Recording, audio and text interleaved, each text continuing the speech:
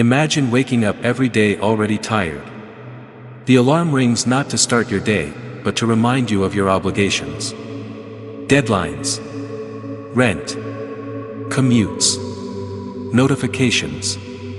The Western lifestyle, for all its advancements, has brought with it an invisible pressure, an expectation to always do more, earn more, become more. We live in a world that praises productivity, yet forgets the value of presence.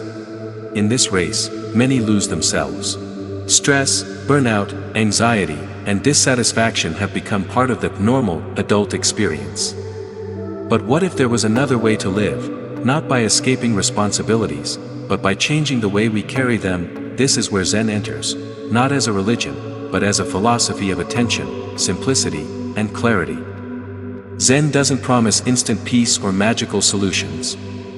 Instead, it invites us to slow down, to notice, to live deliberately. And in a world that moves faster than ever, slowing down is an act of courage. Let's be honest, Zen won't lower your rent. It won't erase your bills or solve systemic inequalities. But it can help you build resilience. Zen doesn't ask you to ignore reality. It teaches you to meet it with clear eyes and a calm mind. In Zen, we don't try to control the storm, we learn to find stillness within it. When you sit in silence, even just for 5 minutes a day, you train your nervous system to respond rather than react. You create space between stimulus and response. And in that space, there is freedom. That space allows you to think clearly, to choose your next action rather than be driven by panic or pressure. Imagine entering your workday not already stressed, but grounded. Imagine facing financial difficulty not with dread, but with quiet determination. Zen doesn't change your circumstances, it changes your relationship with them. That alone can change everything. You don't need to move to a monastery or sit on a mountain. Zen begins with small shifts. Taking one breath before replying to an angry email. Drinking your morning coffee without scrolling your phone. Walking slower. Listening fully. These are not spiritual acts, they are human acts. And yet, they bring us closer to ourselves.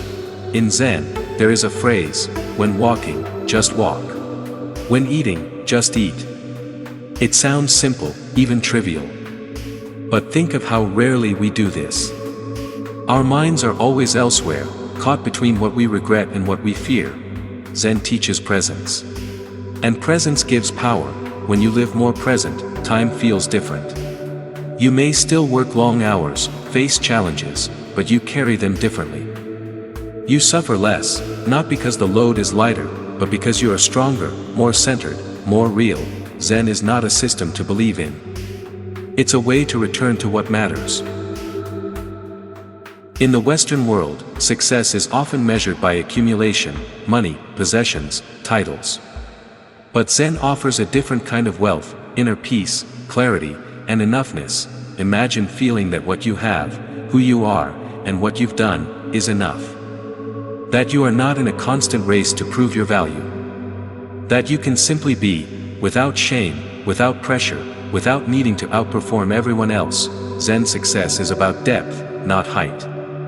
It's about being rooted, not reaching. It's about realizing that fulfillment doesn't come from having more, but from needing less. You don't have to abandon your job or change your life overnight. But maybe you start by changing how you live within it. Zen shows us that peace is not a destination. It is a practice, and it begins now.